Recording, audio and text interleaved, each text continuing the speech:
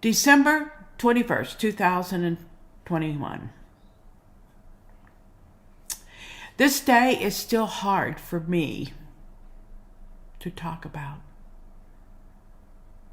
but I can back it up with Marshals, the assistant DAs that were there, and other staff members that were there, and that are no longer working there. Thanks to an assistant DA who was there and has always been there for me. She saved disappearing documents, and actually, according to what I was told by the new DA who took over the case, she is the one that saved my case. She is the one that protected me all along. I appreciate her so much. And I would not give her name out today because I wouldn't want retribution for her. In reality, again, life is not like TV. Another rude awakening is that many victims land on the DA's desk. Now, while we are only thinking about our loved ones, yes, our loved ones have become a case number. This is a reality, with hundreds of cases of drunk drivers arriving on the DA's desk every day. In fact, in so many in Texas, that eventually they were giving out probation if you've only killed once. That's how bad drunk drivers are nowadays.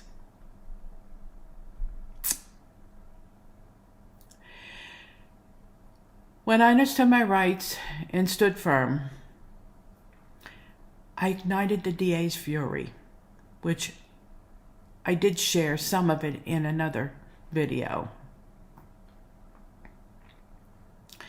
That day was December 23rd, 2021.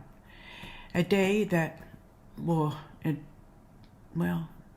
eternally haunt me and should never happen. Several people in the DA's office were notified that I was attending the hearing. In fact, they all ended up that day in that office. However, no one got back to me or my advocates who were with me that morning. There were 4 of us. We should have been taken into what the court calls a safe room for victims, which is a victim's rights with the CVCR and also with Marcy's Law.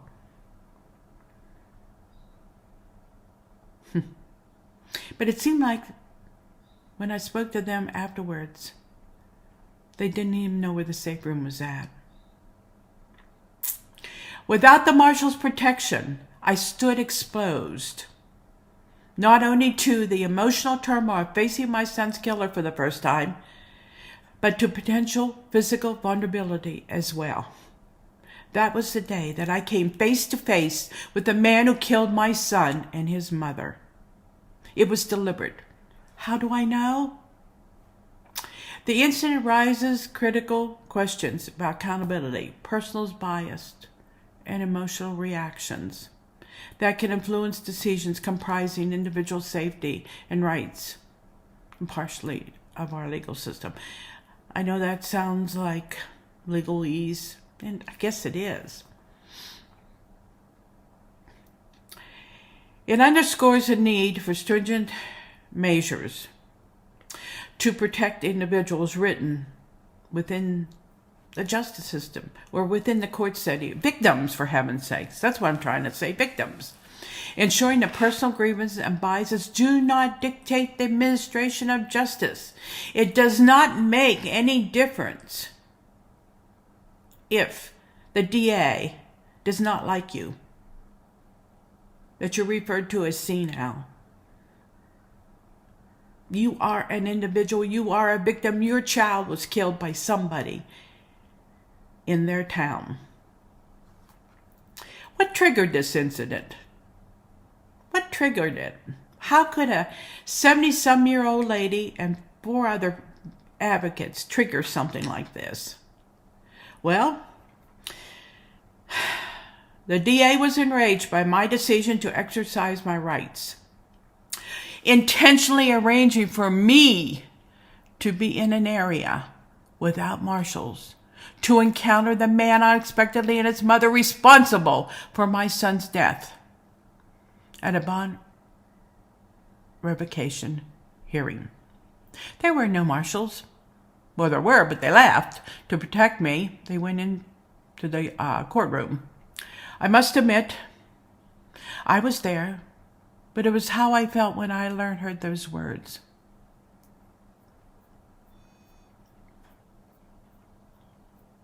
But I felt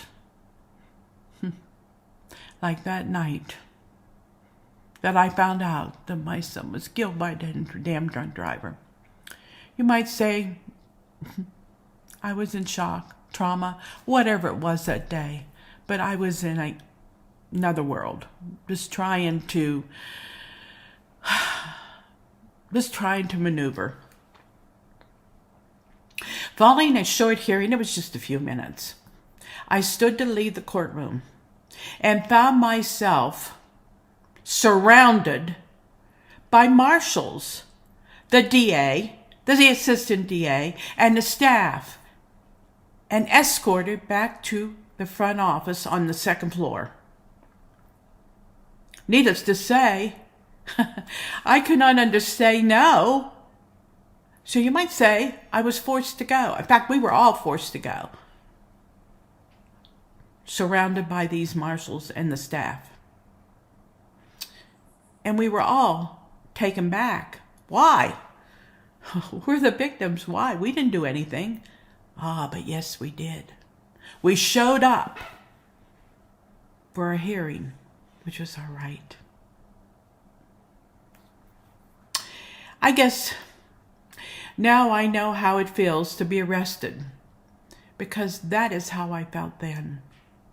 I was confused and could not understand why I, a 72-year-old mother and victim, would have several marshals and others forcing me to go with them. I had no choice. I had to. When I think about it today, there would be no reason unless it was simply for intimidation. Fortunately, I do not have heart trouble, because what could have happened if I did? It was stressful, unimaginable. You can imagine what I think. I would not be coming to any more hearings, would I? Would I?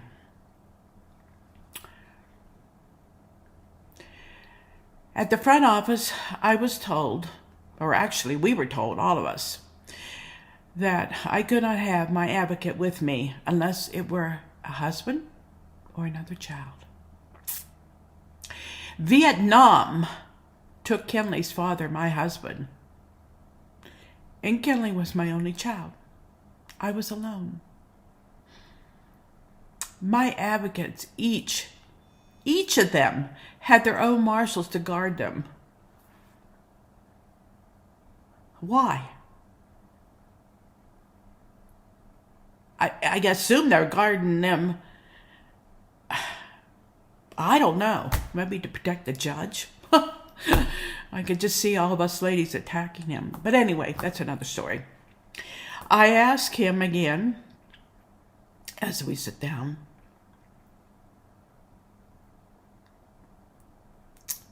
Let me back up a little bit. Everyone else, including the 3 remaining marshals, forcibly escorted me back to the DA's office. It was a long hallway, and boy was I subjected to intimidation.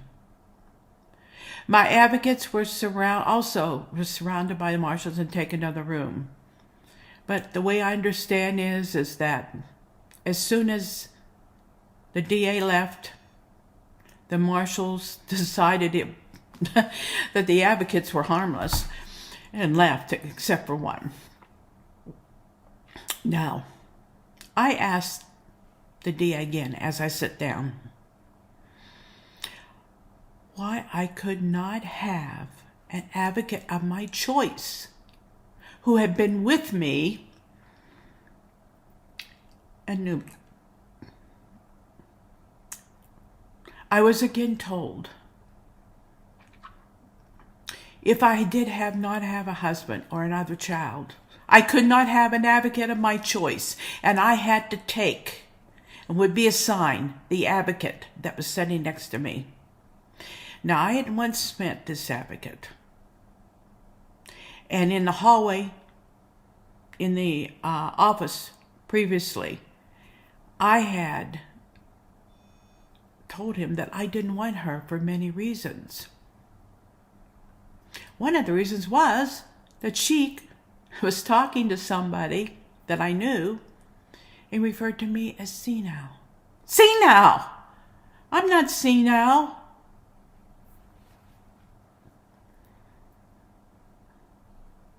But she was forced to sit next to me in the office. Now, why would I want either one of the victims' rights people at the courthouse when each of them spoke to me this morning and left me in a situation to meet the defendant and his mother? Yes, each one of them walked by and independently spoke to me.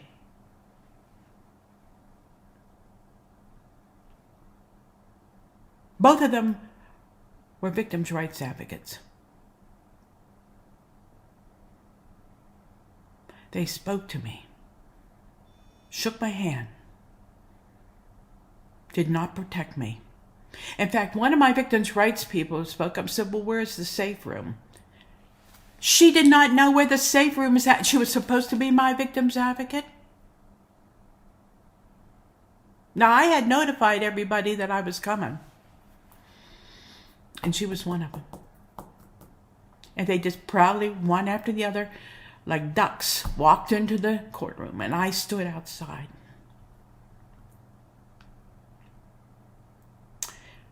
The DA did not want me to attend the hearing, which again is my right.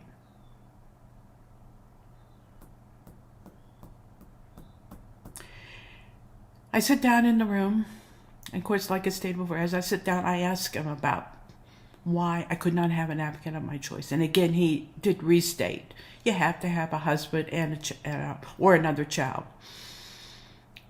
And he stood up in a very intimidated position. He did not sit, and he was a big man.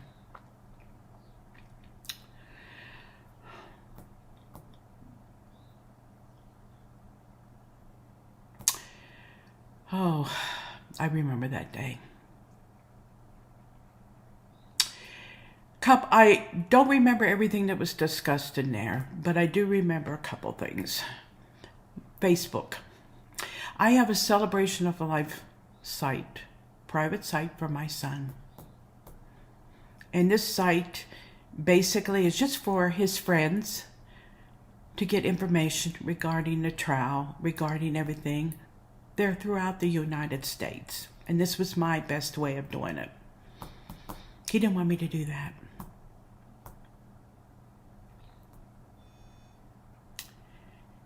And of course, it was about the advocate. There were a few other things discussed that day, too. I understand that it was 45 minutes. When I left, I believe I was in shock about what happened, at least confused. I could not believe a victim could be treated worse than the criminal who killed their child. Oh, did I say? I was taken into another room with my advocates, and things were discussed then.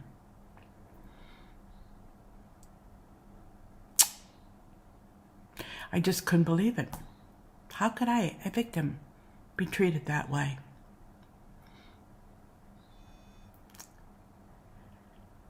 There is a lot more to this, and I eventually will tell you the whole story.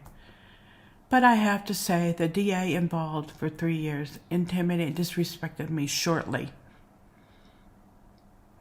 after this infamous day. He and 2 others either retired, stepped down, accepted another position, or were demoted. Fortunately, others in his office saw what was happening and again protected my rights and apologized for his actions at the final plea hearing in March 2023. I truly, truly appreciate them. There are some wonderful people working. In the justice system, there are many committed individuals, but unfortunately, like in this case, not everyone meets these standards of dedication. As a parent, your involvement in the judicial process is crucial. You have a unique perspective and love for your child that the system, overwhelmed with cases, may overlook. You don't want your child's case to be a case number. By actively participating, you ensure your child's case receives the unnecessary attention and compassion it deserves, rather than being treated as just another case number. I am not an attorney. As a mother, mourning my son, Dr. Kenley Jean Rainey, and his beautiful dog, Marshall, who a drunk driver killed. I hoped for justice but faced more hardship that should never had, and the district attorney's actions made things worse for me and put me at risk, in a risky situation, all because I exercised my rights. Yes, he put me in a risky situation where I unexpectedly came face to face with the drunk and his mother, alone in a hallway. I think they were just as shocked as what I was. This not only made my grief deeper, but also showed the lack of care from those who were supposed to help. I felt let down and overlooked when I needed understanding and justice for the loss of my son, and still do to this day. I suffer from this ordeal. This is why I am doing these videos, to show you the reality, of what could happen and what you can do to protect yourself. But again, I am probably, I don't know how to even state this. I am shocked and hurt and confused by what happened that day and what continued to happen. But again, I am so happy and proud of those who stood up to this man and helped me get the man who killed my beloved son in prison.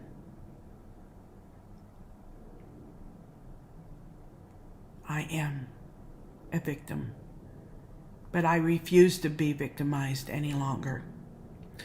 Please, if you have a story to tell, feel free to come onto my YouTube channel and describe what has happened to you. Because if we can tell our stories and let others know that they are not alone, then perhaps maybe this can change in the future. I am Sarah Rainey, the proud mother of Dr. Kenley G. Rainey, who was killed by a damn drunk driver. January 25th, 2019. Thank you.